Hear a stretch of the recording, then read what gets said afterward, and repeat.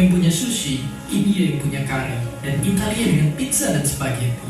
Tidak ada makanan Indonesia yang mendunia. Mungkin karena kita sendirilah yang melupakannya. Maka inilah seri Nusantara Rasa untuk menggali setiap rasa dari setiap masakan Indonesia yang punya cerita yang berbeda. Rahasia apa yang tersembunyi di balik kelezatannya?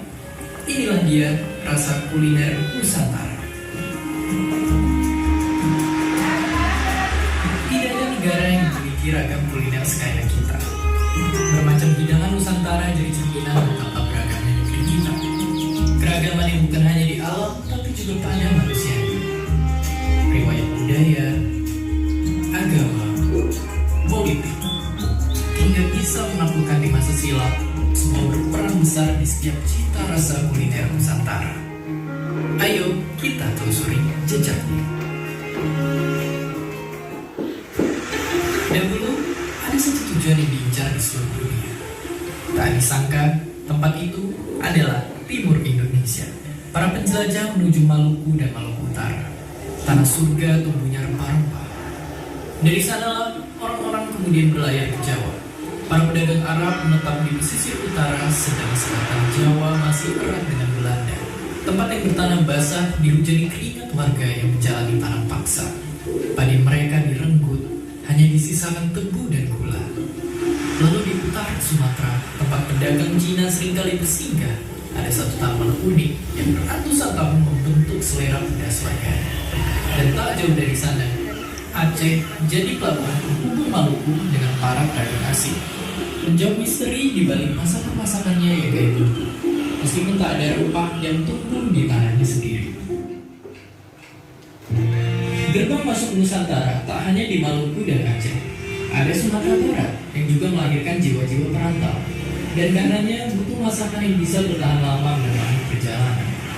Beralih ke seberang lautan, ada tempat singgah lain orang Spanyol dan Portugis dari Maluku, Sulawesi Utara. Tapi dari besaran jalur Niagara Rempah ini pun ada daerah yang tidak tersentuh olehnya. Di pedalaman Kalimantan, tempat satu para penguasa alam, suku Dayak. Ribuan tahun tinggal di dalamnya, tak ada yang lebih mengenal hutan daripada mereka. Mereka pun memasak dengan bumbu-bumbu yang berbeda dari yang biasa dipakai seluruh dunia. Zaman telah berganti. Kisah panjang lahirnya masakan-masakan yang sering kita jumpai kini telah bercampur dengan kemajuan zaman. Kini, kisah panjang itu terancam menjadi sebatas legenda. Karena nyatanya, sedikit kesadaran kita untuk mencatat lalu menceritakan kembali kekayaan kuliner Nusantara. Sedikit kesadaran kita untuk mengisahkannya lebih dari sekedar resep dan hidangan di atas meja. Padahal, tanpa mencatatnya, cerita tentang bagaimana sebuah masakan muncul di masa lalu, bagaimana mereka berubah dan berkembang, akan lebur bersama waktu. Semua akan terkubur di telan roda zaman yang terus melaju.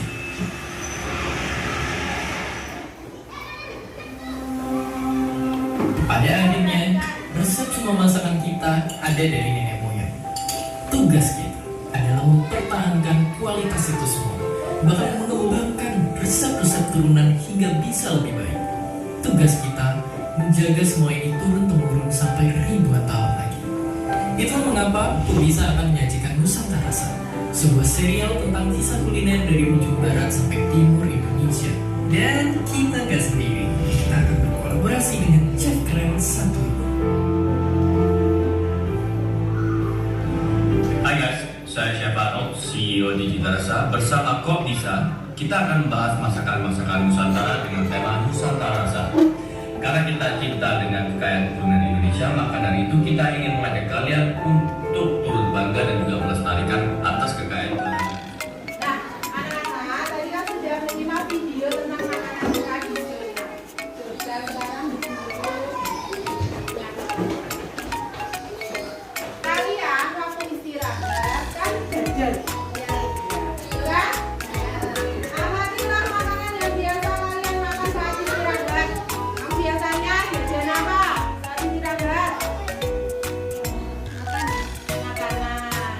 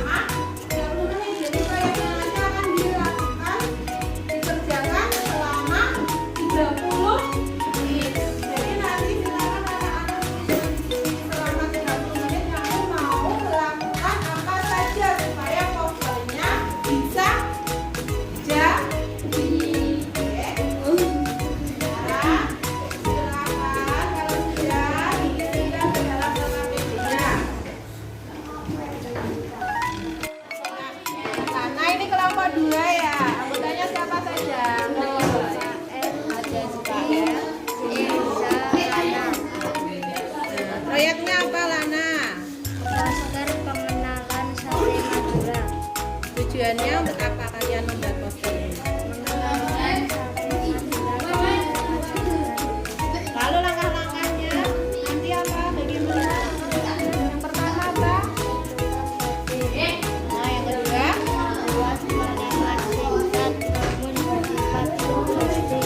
Lalu yang ketiga? Kemudian yang keempat apa? Terus sekarang dilanjutkan ya untuk menggambarkan desainnya. Ya, lanjutkan. Sini. Tetap.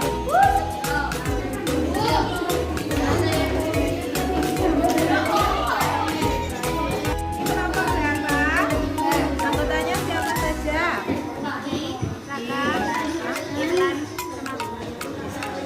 Kansai.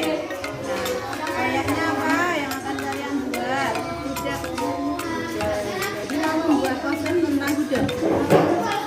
Lalu tujuannya? Tujuan membuat posternya apa? Langkah-langkahnya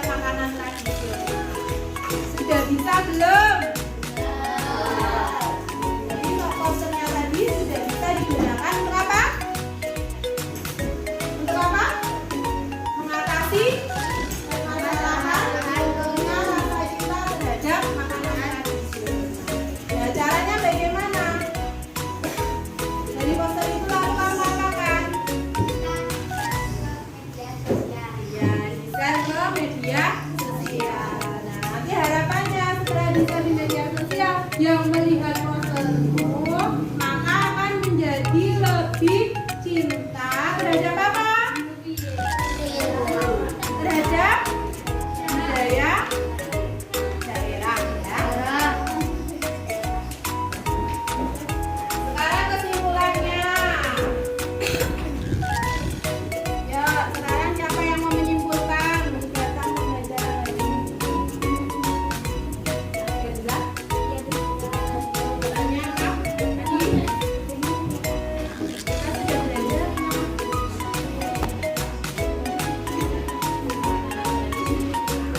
Kita harus belajar apa? Belajar makanan tradisional. Malas? Kalau kamu melestarikan makanan tradisional berarti kamu melestarikan apa? Budaya. Jadi kesimpulannya bagaimana? Bisa kita simpulkan dari pembelajaran tadi. Kita harus melestarikan budaya daerah. Ya, betul sekali Mas David.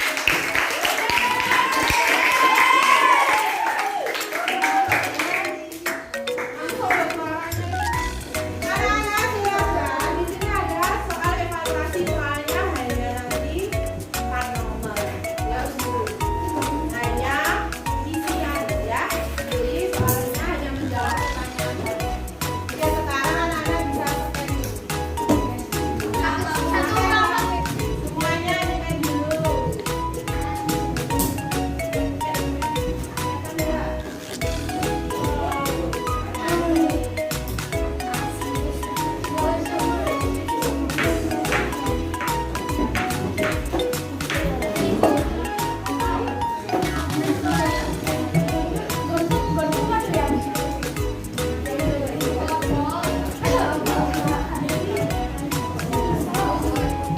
Ya, sudah semuanya sudah bisa.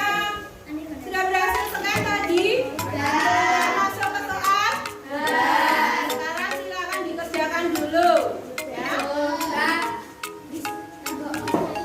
Sudah, Bu.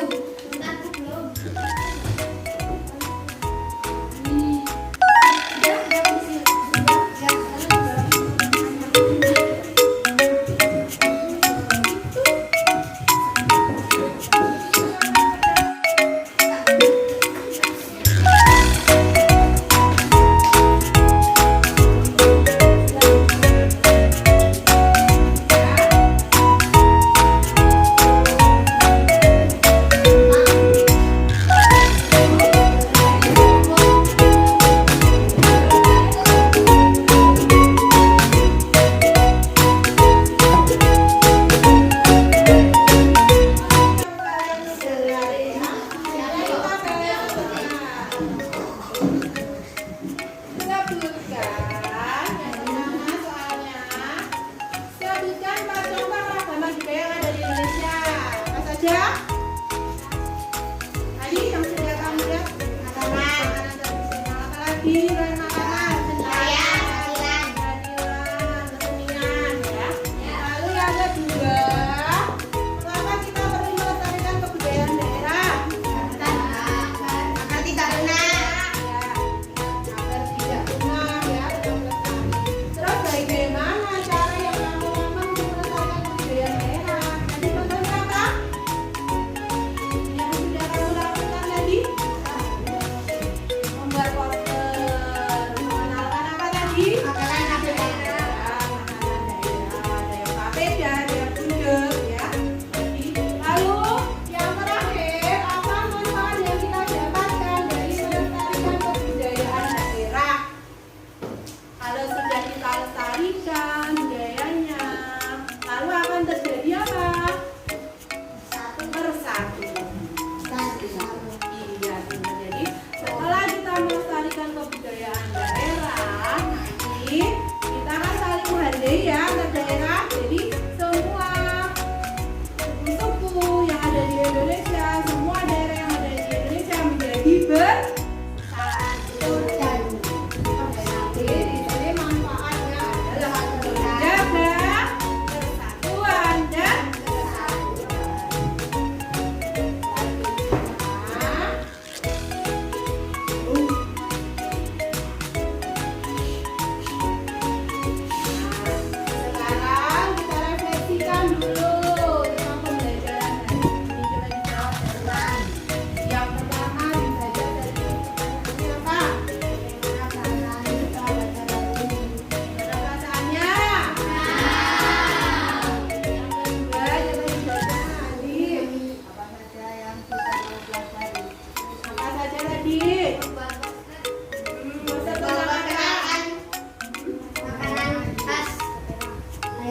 ya, tahuan.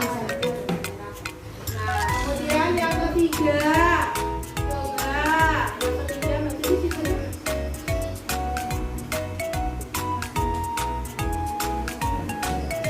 Nah, apa yang akan kamu lakukan? Bisa di media sosial. Nanti dari poster yang sudah kalian buat, nanti di share atau di posting ke media sosial. Boleh ke media, mau Instagram ya, boleh kemana lagi? TikTok, FB, ya. Nah, setelah itu laporkan ya, secara tertulis pada pertemuan selanjutnya. Jadi kamu tuliskan kamu share kemana media sosial. Terus sudah berapa kali dilihat. Terus sudah berapa teman yang menyukai postingan